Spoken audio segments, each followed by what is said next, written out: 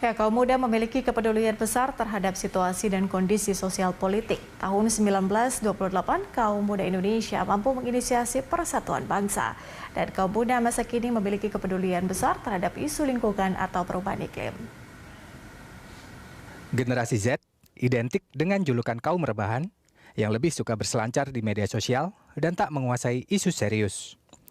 Namun ternyata, hasil survei Indikator Politik Indonesia menyebutkan anak muda dalam kategori Gen Z dan milenial memiliki kekhawatiran terhadap kondisi lingkungan yang makin memburuk. 53% responden merasa perubahan iklim sudah merugikan masyarakat Indonesia pada saat ini.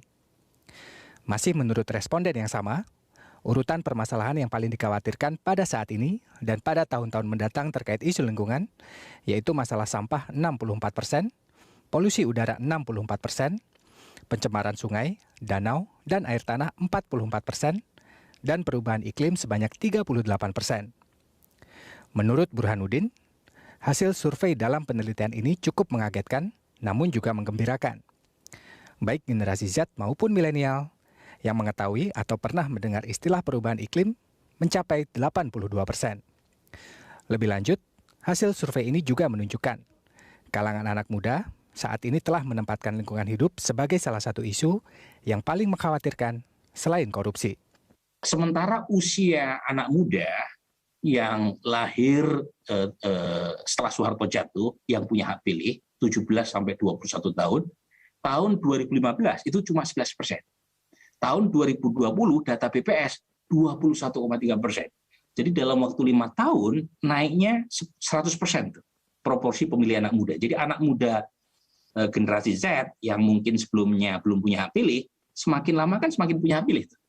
Dan mereka kebetulan, ini kebetulan yang indah, punya preferensi terhadap perubahan iklim yang jauh lebih besar ketimbang yang usia tua tadi, yang udah tergerus oleh sunatuh tadi. Nah, kalau misalnya preferensi ini tidak diserap oleh policy makers, termasuk oleh kalangan partai politik, itu bahayanya bukan hanya dari sisi elektoral, karena ada mismatch antara aspirasi anak muda dengan para pengambil kebijakan, bukan hanya dari sisi itu, tapi juga menurunkan kualitas democratic governance. Burhanuddin mengimbau agar para pembuat kebijakan, dalam hal ini pemerintah dan para politisi, menangkap kekhawatiran kalangan anak muda terkait kedua isu tersebut, dengan membuat aksi nyata melalui berbagai kebijakan-kebijakan yang ada.